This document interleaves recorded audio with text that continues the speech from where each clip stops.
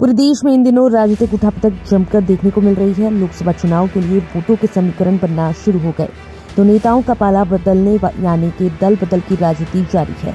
सत्ताधारी भाजपा में इस चुनाव के पहले एक के बाद एक नेता शामिल हो रहे हैं। दल बदल राजनीति लंबे समय से होती जा रही है, लेकिन इस बार नेताओं के दल बदलने की खबरें काफी चर्चा में है। मध्य प्रदेश में कांग्रेस छोड़कर कई नेता बीजेपी में शामिल हुए जो चर्चा में है। दल बदलने की इस राजनीति को लेकर भाजपा और कांग्रेस के नेता क्या कहते हैं, आम जनता की क्या राय है, महानगर न्यूज पर देखिए ये खास रिपोर्ट। हाल ही में विधानसभा चुनाव के परिणाम आने के बाद अब लोकसभा चुनाव को लेकर राजनीतिक दल तैयारियों में जुट गए हैं। वहीं लोकसभा चुनाव के पहले अब दल बदल की राजनीति बड़े स्तर पर देखने को मिल रही है। मुख्यमंत्री नीतीश कुमार के दल बदलने के बाद एक कई राज्यों में कई दिग्गज नेता लगातार दल बदल रहे हैं। वहीं कांग्रेस से अधिकतर नेता बीजेपी में जाते अब दिखाई दे रहे हैं। इंदौर शहर की जनता दल बदल की इस राजनीति को लेकर क्या प्रतिक्रिया देती है और नेताओं का क्या कहना है, आइए इनसे जानते हैं। देखिए, बहुत सारे नेता होते हैं जिनका बहुत बड़े बड़े कारोबार होते हैं और कुछ नेता ऐसे होते हैं जिनके कोई कारोबार ही नहीं होते हैं। दो तरह के नेता भारतीय जनता पार्टी में जाते हैं, या तो वो अवैध काम करते हैं, दबते हैं कारोबार को बचाने के लिए। जैसे महल बचाने के लिए सिंधिया जी गए, महल उन्हीं के पास है। ऐसे एक दो राजा और हैं जिनके पास महल है, बाकी महल राजसात हो चुके हैं। महल बचाना है तो सत्ता में रहना है तो सौदा करना है, सौदा करके वो चले गए थे। इसी तरीके से वो नेता जिनके पास कोई रोजी रोटी का आधार नहीं है, जैसी सत्ता जाती है तो उनको लगता है कि अब हमारा घर, हमारा परिवार कैसे चलेगा, तो वह विचारधारा से उनको कोई मतलब नहीं होता। क्योंकि आजकल जो राजनीति है वो आदर्शों मूल्यों पे बहुत कम लोग उस पर कायम है। बाकी लोग जितने भी करते हैं वो व्यापार के हिसाब से राजनीति करने को निकले हैं। आप देखेंगे अनेक नेता हैं इंदौर में जिनका खुद का कोई कारोबार नहीं है। वो कैसे बिजली का बिल भरते हैं, कैसे दूध का बिल देते हैं, कैसे घर चलाते हैं। अगर उनसे पूछा जाए आईटी रिटर्न भरते हैं या नहीं, तो आपको पता चलेगा कि वो जनसेवा से ही पैसा कमा रहे हैं। तो अगर सत्ता में नहीं रहेंगे तो पैसा नहीं मिलेगा, तो सत्ता जिसकी आती है उसमें चले जाते हैं। तो ये तो पिछले 20 साल से ऐसा चल रहा है और लगातार आगे भी होता रहेगा। ज़्यादा देखने को मिल रहा है। देखिए, कांग्रेस अभी सत्ता में नहीं है, 1.5 साल के लिए लगभग सत्ता में रही। उसके बाद आपने देखा भी चुनाव, तो उसके पहले अनेक बीजेपी के नेता कमलनाथ जी के नेतृत्व में कांग्रेस में आए थे। उनको उम्मीद थी कि सत्ता में आ जाएंगे तो यहाँ रोजी रोटी चलती रहेगी, नहीं तो फिर वापस वहाँ चले जाएंगे। लेकिन ये एक लोकतंत्र के लिए खतरा है बहुत बड़ा। इस तरह की राजनीति में लोगों को महत्व देना, चाहे बीजेपी दे या कांग्रेस दे, ऐसे लोगों को दरकिनार करना चाहिए, महत्व नहीं देना चाहिए। क्या आपको लगता है कि मध्य प्रदेश में नोटों की राजनीति भारी है, इस तरह से देखा जाए? देखिए, पूरे ही देश में नोटों की राजनीति भारी है।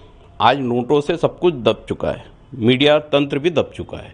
गोदी मीडिया जो कहलाता है वो नोटों के बोझ के तले इतना दब गया है कि अभी आप किसानों की जब चैनल पे बात देखते हैं तो वो ट्रैफिक की बात करते हैं एंकर, किसानों की तकलीफ की बात नहीं करते हैं कि वो आंदोलन क्यों कर रहे हैं। ट्रैफिक जाम हो गया है, एम्बुलेंस फंस गई है, लोगों को परेशानी हो रही है। लेकिन ये जो सड़क पर निकल के आ रहे हैं किसान, ये पिकनिक मनाने नहीं आ रहे हैं, ये रोजी रोटी के लिए आ रहे हैं। इनके बच्चे मर रहे हैं, इनके परिवार समाप्त हो रहे हैं, इनको वो लागत नहीं मिल रही है, इनको एमएसपी नहीं मिल रही है, इन पर मुकदमे लाद दिए गए हैं, इनको बिजली का बिल 2-2, 3-3 गुना भरना पड़ता है, उसमें छूट नहीं है। इसके लिए आए हैं सड़कों पर।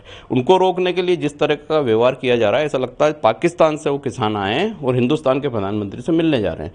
तो ये दिखाता है कि देश में तानाशाह है, लोकतंत्र समाप्त हो गया और ऐसे ही लोगों की वजह से लोकतंत्र समाप्ति की ओर बढ़ता जा रहा है। राज्यसभा को लेकर कांग्रेस किसको तैयार कर रही है?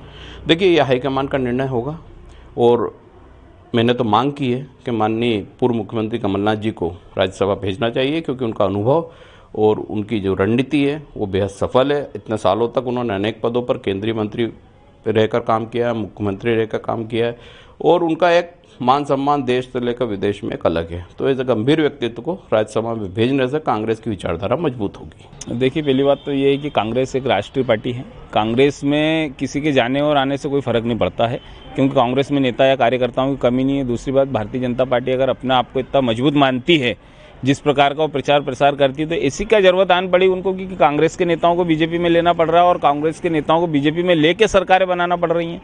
तो कहीं ना कहीं एक जोर और दबाव की राजनीति है भारतीय जनता पार्टी की तरफ से, जिन प्रलोभन की राजनीति है और दबाव की राजनीति ईडी के माध्यम से।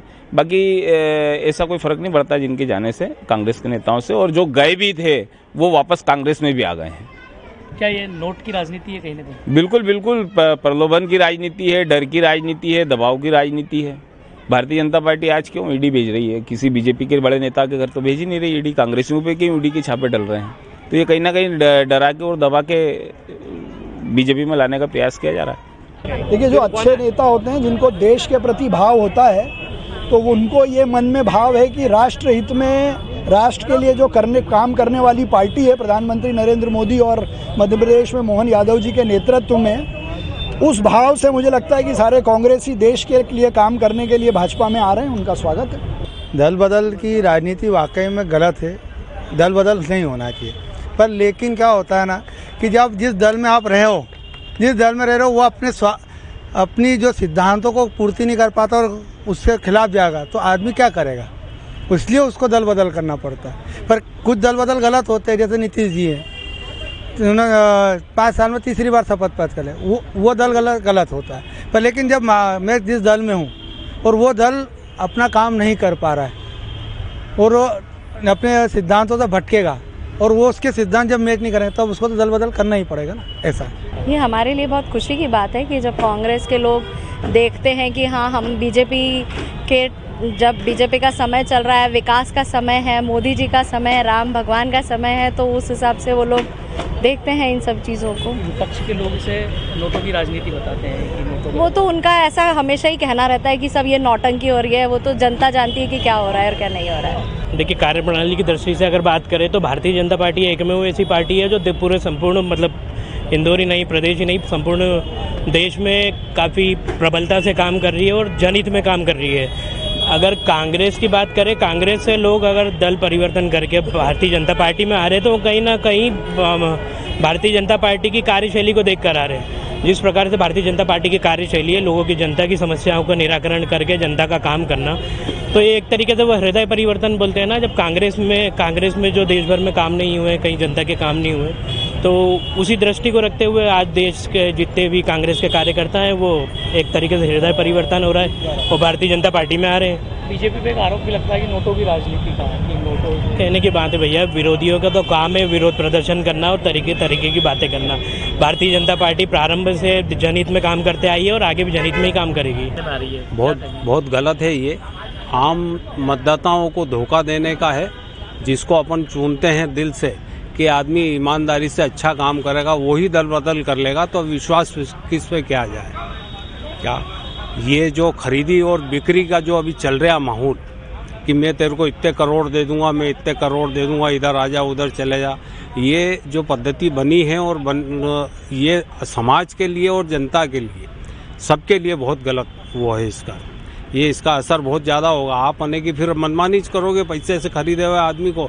आज जो भी आदमी ने पैसे से खरीदी है तो आदमी मनमानी करेगा। सिर्फ स्वार्थ की राजनीति है। जिधर भीड़ है उधर हम भी चले जाते हैं। कोई किसी को कैलकुलेशन नहीं, कोई किसी का ये नहीं है। रोज इधर से उधर जा रहे हैं, सरकार बदलेगी फिर उधर से इधर आ जाएंगे। दल बदल कानून बंद होना चाहिए। कानून बनाओ और दल बदल बंद करो, ये एक संदेश है अपना, बस। अभी हाल ही में कई सारे कांग्रेस के लोग बीजेपी में गए, सभी जान रहे। अभी क्या है, वो हास्य कोई बोलता है वही सही बोलता है कि कुछ दिन बाद बीजेपी का चुनाव चिन्ह हो जाएगा हाथ के पंजे पे कमल का निशान। दल बदल की इस राजनीति में कई नेताओं ने तो अपने पार्टियों का हाथ छोड़ दिया और दूसरे दलों का दामन थाम लिया है, लेकिन दल बदल के बाद राजनीतिक दलों को कितना इससे फायदा होगा और लोकसभा चुनाव में किसके पक्ष में ये दल बदलने वाले राजनेता अपनी पार्टी को लाएंगे, ये देखने वाली बात होगी।